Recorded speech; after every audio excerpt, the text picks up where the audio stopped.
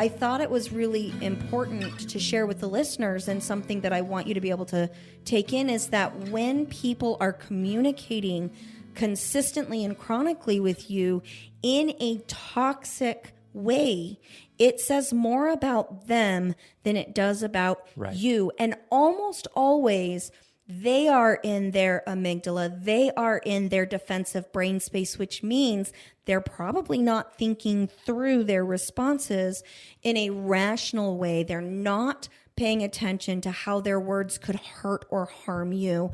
And as you do that, take it for what it is, and that is, this was not shared in love, despite her claim that it was. This does not feel loving to me. Right. And I can recognize that they are responding to, we'll say, a nerve that's been tripped. And therefore, I can recognize what I need to do based on that. Because the natural inclination is to jump right back in, fight back, say hurtful things back, respond in a way that honestly makes both parties feel more shitty. Right. Well, and you said that this says more about them than it does about me. I feel like this comes at a very good time. Serendipitous was the word that Alex used, because just a couple weeks ago we talked about how to have hard conversations. And now some of those hard conversations you guys have probably had. Right. And so, or maybe you're getting ready to. Right. You know? We're right in the middle of holidays. Right. There's going to be more. We want you to be able to recognize that the statement that she made is about her. Mm-hmm. It's not about me. It's not about you. It's not about the listener. If you can wrap your head around that, then you have greater ability to step back and go, how do I want to respond? Because who am I? Right. What is it that I want to do? And I may respond to this aunt, but I have time to think about it. I have time to process it, because I do not want to respond in a hateful, defensive way.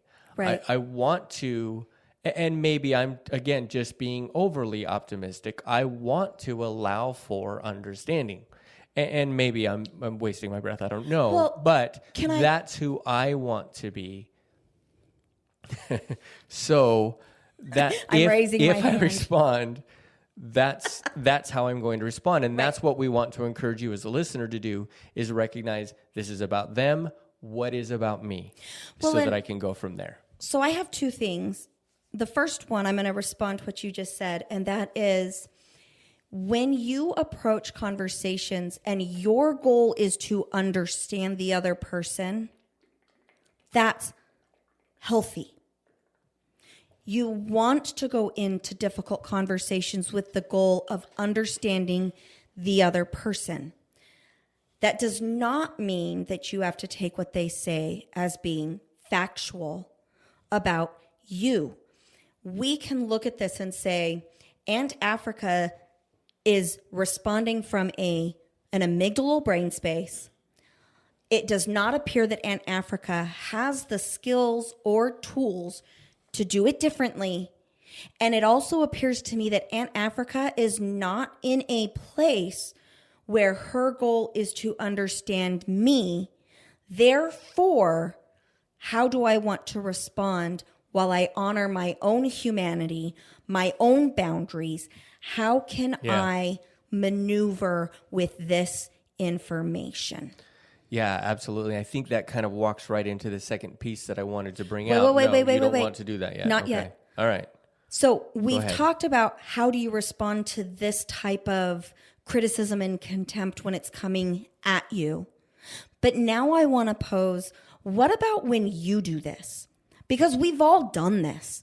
If you're listening to this and you are older than 18 months and talking, you've done this, because this is a natural, normal human way to respond to things that make us uncomfortable. Yeah. So when you catch yourself in a place of, I'm criticizing, I'm being contemptuous, I'm speaking like I'm mind reading for the person, I'm being hurtful in the way that I'm communicating to somebody else, What do you need to do? And that's when we utilize, again, that Gottman skill of I need to step away, take a 20-minute break, calm myself down, and not come back to the conversation until I am back in the brain space of wanting to understand, and I'm recognizing when my brain is feeling triggered, when I'm feeling defensive, when my heart rate is elevated. Maybe take your blood pressure. You know, you've got to be able to pay attention to those physiological signs that you are not in the appropriate brain space to have these types of conversations. Yes. For me, I remember once responding to an email from my dad. My dad was very mean to me at one point in some emails, and I wrote up a response, and I was shaking. I remember my hands were shaking, like as I was typing.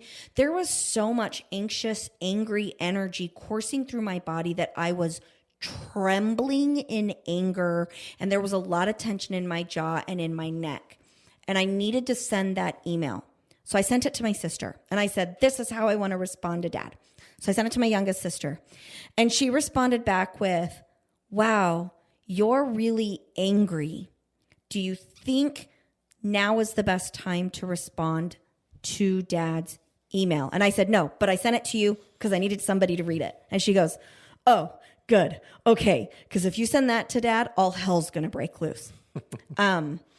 It's what Brene Brown calls the stormy first draft, right? That was my shitty first draft. She'll write it, but then she most oftentimes won't send it because she's able to kind of process the emotions, get those out, and then come back with a more clear mind and address it. And for the record, when I sent that email to my sister instead of to you, Mason, it was because you were in frickin' Afghanistan on the front lines of bad things happening for the United States military. And I was like, I am not sending this to Mason. This is not what his brain needs because of that respect for where you were. Right. So I sent it to my sister, who understands the way my dad thinks and responds and reacts, and understands the way that I think and respond and react. This is the sister that I have a better relationship with.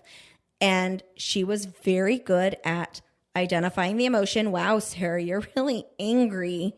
And then, do you think this is a good time to send something like this to Dad? Like I think there was some trepidation of, please tell me you didn't already send this to Dad, which was appropriate. So utilize those safe resources. If you're like me, you need to talk it out. I mean, if y'all haven't noticed, I like to talk. Mason, be quiet. And if you need to do that, then you need to have a safe person that is not a party to what you need to say. Yeah. So, okay, Mason, now you can go to the second. No, you asked the question, what do you do when you're the one that sent this kind of a letter, right? And my thought is, once you get back to, and you explain this, once you get out of that amygdala and you're back into your frontal cortex and you have some time to think about it and you've processed it, maybe you had to do your SFD or stormy first draft and write it out. Maybe you had to talk with somebody not associated with the situation and do things. My thought is, think about, well, if I had received that letter, what would I want to receive from that person? Right. So, but one of the things that I see you doing, Mason, is you're using like the idea and the scripture of do unto others as you would have them do unto you.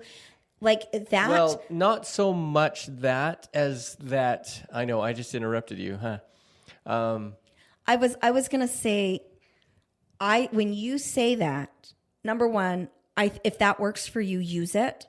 And number two, I feel like that viewpoint that you have is something that works for you, that you gained from the spiritual upbringing you had, and that's a good thing for you. Let's use it and also give credit where I got that idea from my family, from my church upbringing within Mormonism, and that you can learn good things from systems that also have toxic things going on.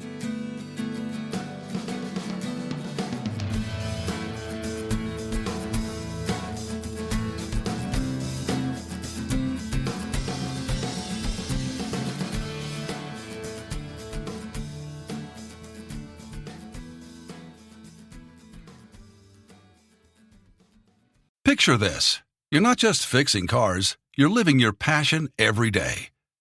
At Cox, you'll work on a diverse range of automobiles. Surrounded by a team of friendly, like-minded individuals, you'll enjoy great pay and benefits.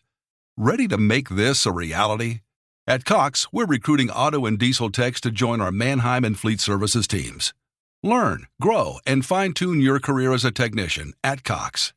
Find out more at cox.career/autotech.